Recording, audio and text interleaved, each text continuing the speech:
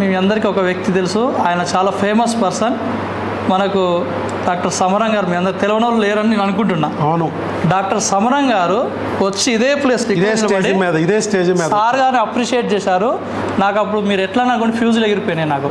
Doctor సమరం అంటే international, అసలు ఆయన తెలియని వాళ్ళు, ఆయన చేయని అచీవ్మెంట్, ఆయన పొందని అవార్డు రివార్డు, ఆయన ఏఎంసీ కౌన్సిల్ ప్రెసిడెంట్ కదా సార్, వారు వచ్చి ఇక్కడ నిలబడి డాక్టర్ వైఎస్ బాబు గారిని అప్రిషియేట్ చేస్తే నాకు మతిపోయిందండి.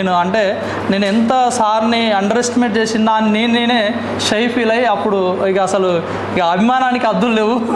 డాక్టర్ ఇక్కడ జరిగిన ఇన్సిడెంట్ చాలామంది వ్యక్తులు రోజు వస్తారు, ఈరోజు కూడా కొంతమంది వచ్చారు. లయన్స్ క్లబ్ గవర్నర్లు వచ్చారు, 2 జిల్లాలకి గవర్నర్లు వచ్చారు.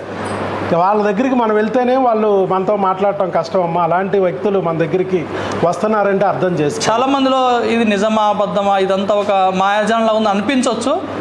మీరు పూర్తిగా ఒక వ్యక్తిని తెలుసుకున్నప్పుడు వారి గొప్పతనం కానీ రియాలిటీ అనేది వెలుగులోకి వస్తుంది. నేను తెలుసుకున్నాను వాస్తవంగా. చాలా thank you very much sir. K Ashok Miryalaguda, అలాగే కె హేమలత, ఈ దంపతులు ప్రెగ్నెన్సీ పొందారు న్యాచురల్గా.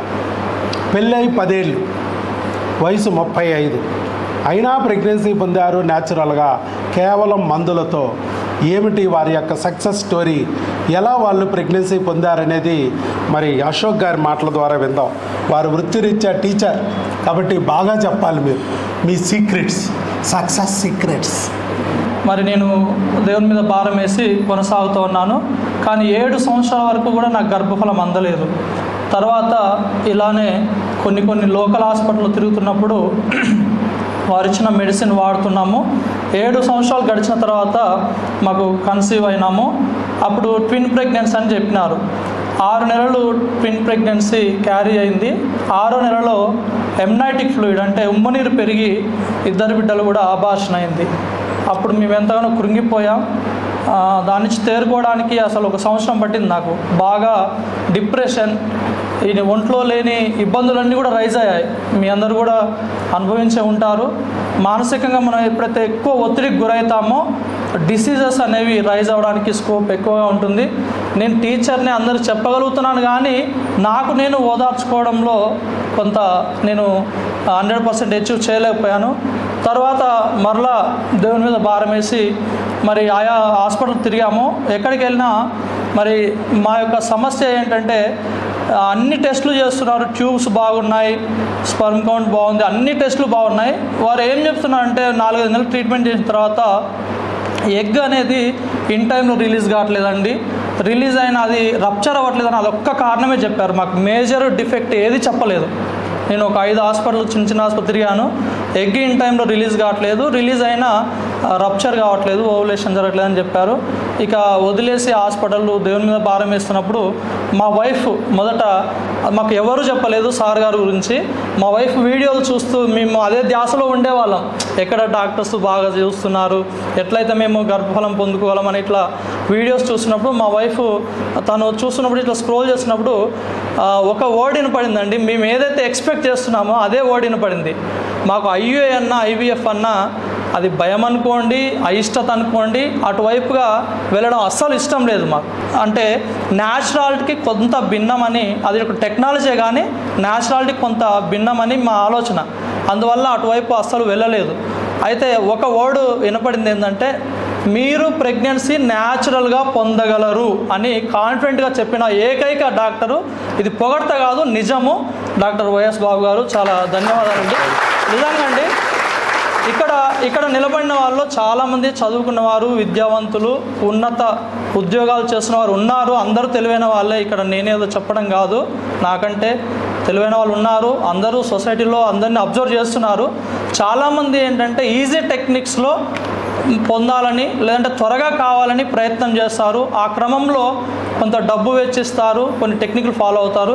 కానీ ఏకైక డాక్టర్ వైఎస్ బాబు గారు మీరు న్యాచురల్గా మందుల ద్వారానే ఐవీఎఫ్ ఐయుఐ లేకుండా మీరు ప్రెగ్నెన్సీ పొందగలరని కాన్ఫిడెంట్గా చెప్పిన ఒక డాక్టర్ మేము చూసి ఇంకా ఎప్పుడు పోవాలని మేము ఆ వీడియోలు చూస్తూ 1 నెల తర్వాత మరి మేము ఫోన్ నెంబర్ తీసుకొని ఫోన్ చేయడం జరిగింది.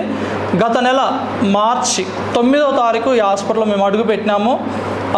మేము కూడా ఇలానే 9/3/2026 వచ్చింది. 9 అండి, 9 March 20 sir. April 20, 2026.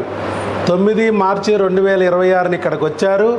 April 20, 2026 stage మీద కూర్చొని టెస్టిమోనియల్ ఇస్తున్నారు. ప్రెగ్నెన్సీ 1 మంత్లో కన్ఫామ్ అయింది. 3 మినిట్స్లోనే భగవంతుడి యొక్క సందేశం ఆయనకి అందింది. ఇక్కడికి వచ్చారు. 30 డేస్లోనే సంతానాన్ని అయితే పొందగలిగారు. హార్మోన్ టెస్ట్, క్రిమి టెస్ట్లు చేశారు. వర్కౌట్ అవుతుందండి ఇక్కడ ఖచ్చితంగా. మేము we feel very happy sir. పెళ్ళి ఎంతకాలం అయిందండి? 10 ఇయర్స్ సార్. 10 ఇయర్స్లో వర్కౌట్ కాంది. ఫస్ట్లో రాగానే పెళ్ళి అవగానే ఒక బిడ్డ పుట్టింది, కానీ నిలబడలేదండి. ఎందుకు నిలబడలేదు అర్థం కాదు. తర్వాత ఇన్నేళ్ల నుంచి ఎందుకు ప్రెగ్నెన్సీ రావటం లేదో కూడా అర్థం కాలేదు. మరి ఇప్పుడు 1 మంత్లోనే ఇన్ని సంవత్సరాల నుంచి అడ్డం పడిన ఆ దెయ్యం గాడిని ఆపేసి బిడ్డని రప్పించాడంటే మరి డాక్టర్ వైఎస్ బాబు మ్యాజిక్ ఫార్మ్లో ఉన్న పురుగుల కాన్సెప్ట్ వర్కౌట్ అయినట్టేగా. ఒకటైతే నేను ఇక్కడికి వచ్చినాక ఒక పాజిటివ్ వైప్ అనేది మనలోకి వస్తుంది. సార్ చెప్పాడు, ఇప్పుడు కూడా చెప్పాడు ఆ డైలాగు, మీరు పిల్లలు కనలేకపోతే దేవుడు మిమ్మల్ని పుట్టించేవాడు కాదు, మీరు పిల్లల్ని కనడానికే పుట్టించాడు. కాబట్టి మనందరం కూడా పిల్లల్ని కనే సామర్థ్యము దేవుడు ఇస్తాడు. పాపం వెళ్తున్నారు, ఐవీఎఫ్లో ఆపరేషన్ల దగ్గర ఆగిపోతున్నారు. మనం గుర్తించి ఆ క్రిములకు సంబంధించి టెస్టులు చేసి మందులు ఇచ్చాం, అంతే. 30 రోజుల్లో అయిపోయిందిగా. ఇదిగో ప్రెగ్నెన్సీ కన్ఫామ్ సార్, మాకు 2 గీతలు వచ్చినాయి ఓహో అన్నాడు ఆయన. స్కాన్ ద్వారా బాబు ఈ బ్లడ్ టెస్ట్ చేయి, యూరిన్ టెస్ట్లో కాదు బ్లడ్ టెస్ట్లో కూడా రావాలి, 5 దాటాలి అన్నాము. ఆ బ్లడ్ టెస్ట్ చేస్తే 329 వచ్చింది. Yes, pregnancy. మరి వచ్చిన ప్రెగ్నెన్సీ ట్యూబుల్లో వచ్చిందా, గర్భసంచిలో వచ్చిందా, స్కాన్ తీయించమన్నాం. అక్కడ దగ్గరలోని వాళ్ళ నమ్మకం ఉన్న డాక్టర్ గారి దగ్గరికి వెళ్ళి స్కాన్ తీయిస్తే చక్కగా స్కానింగ్లో తెలిసింది 5 వీక్స్ 4 డేస్, 5 వారాల 4 రోజులు గర్భసంచిలో ఉందని ఇచ్చారు. ఎన్నాళ్ళో వేసిన ఉదయం ఈ రోజుకి వచ్చింది. రోజు చూస్తూ ఉన్నారు కిట్లు వేసుకుని.